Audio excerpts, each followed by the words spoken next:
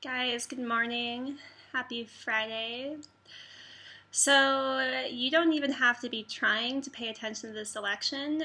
If you have any form of social media, even if you don't, it's just in your face all the time. It's like one horrible reality TV show that just won't end.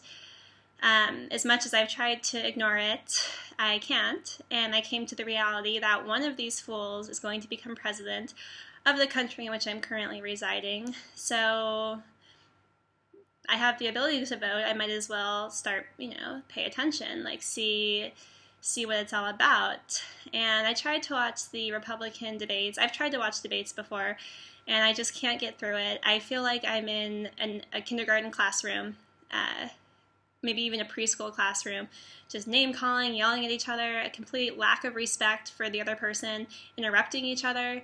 It's like if you can't even respect your fellow candidates, how can you respect the leaders of nations who you don't agree with? And it is. I feel like it's these news networks, they cater it. They have the anchors kind of sparking them on, and they cater it. It's a reality TV show. They want you to watch it.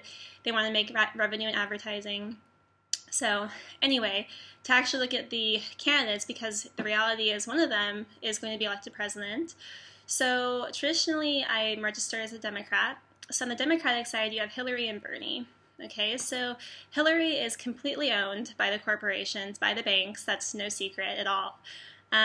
They've given her millions. She has major connections. She loves Monsanto, which, as we all know, is destroying the food supply.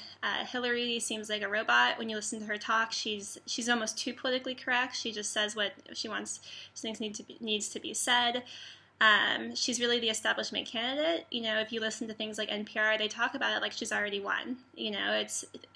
Hillary has been positioned for a long time to be the next president, and I think if people had been happier with Obama, maybe she would have been. But it's kind of sliding, right? It's like Democrat, Republican, Democrat, Republican. You got Obama, people are fed up with him, they want a Republican now, right? And then so you have Trump, who's completely anti-establishment, but we'll get to that in a second. So I can't support Hillary. She doesn't seem real. And it's kind of crazy, too. It's like, oh, these emails, oh, she's going to be federally indicted. Oh, we'll just forget about that. It's like the media really is trying to put Hillary in a nice spotlight, but I think she'll be bad news. She does not have the people's best interests in mind. On the other side, you have Bernie Sanders, who really does seem like he has the best interest in mind. And I know a lot of people of my generation are like, rah, rah, rah, Sanders, free health care, free education, $15 minimum wage, living wage. But the thing is number one, is how is this all going to happen? You have a Republican-controlled Senate, and I don't see them passing all of these spending bills, doing all these things, agreeing to it. Spending has to go through Congress. I don't see it happening. And number two is Bernie Sanders' plan is going to crash the economy. He's like, oh, we'll do all these things. How are you going to pay for it? Oh, he has this plan. It's been approved by top economists. We'll just tax corporations, tax the 1%. But the thing is the U.S. already has the third highest tax rate in the world after Chad and the United Arab Empires. So increasing the tax rate even higher is going to highly discourage entrepreneurship, discourage business. Why would you open up a business here when you have to pay over half of your income in taxes, of which you have no say what those taxes go to, when you could go to a different country, pretty much any country in the world, and start a business and pay way less taxes? So I think it'll really kill entrepreneurship. As in terms of free college, I doubt it'll be free. If his plan goes through, it'll probably be something like how the military is now, where you get free college, and then in exchange you have to work for the government. It's easy to imagine because already over 50% of the U.S. workforce is employed through the government. So it'll probably be something like that. If we increase the minimum wage to $15 an hour, the price of consumer goods is going to skyrocket, so you're going to need to be making more money. So Bernie Sanders seems like it's all just fairies and lollipops and rainbows, but I really think over 4 years that if his plan actually does go through, it's really going to hurt the economy.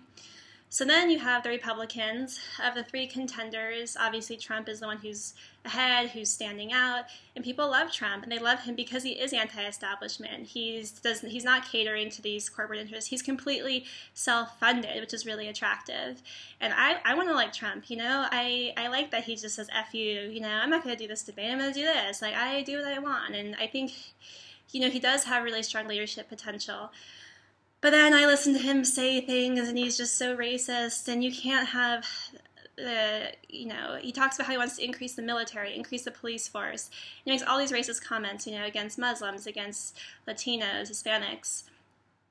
I think it'll be really bad news having a president who wants to increase the military, who is not tolerant of other religions and nationalities. I think it's really scary. He talks about building this wall. This wall is all about it. But since 2012, more people have been emigrating than immigrating.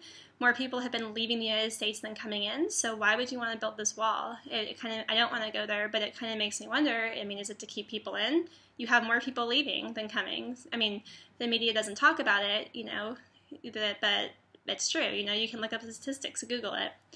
And then also, he's all about, we're going to round up the undocumented workers, all 11 million undocumented workers, and deport them and have them enter again legally. But undocumented workers actually contribute billions more to the economy than they take out. They still have to pay sales tax, property taxes. Actually, undocumented workers can even work legally. They can start LLCs, and there's lots of ways in which they contribute money into our economy, but because they don't have citizenship, they are not able to reap as many sort of benefits, Social Security, food stamps, education, these sorts of things. Probably education is a little different, but they're contributing more to the economy than they're taking out. So I don't really understand the incentive to kick all the undocumented workers out, unless you're just being racist. And he is, and he's trying to appeal to those who are also racist, and I can't get down with it.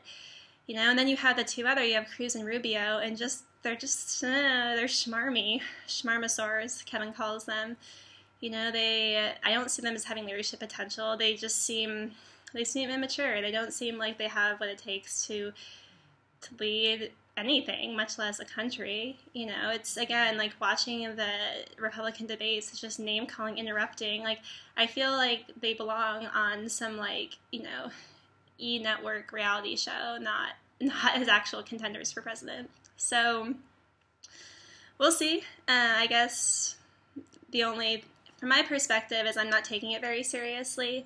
I wanted to. I even tried to, but then you look into it, and it's a circus. It's a clusterfuck. It's not worthy of being taken seriously.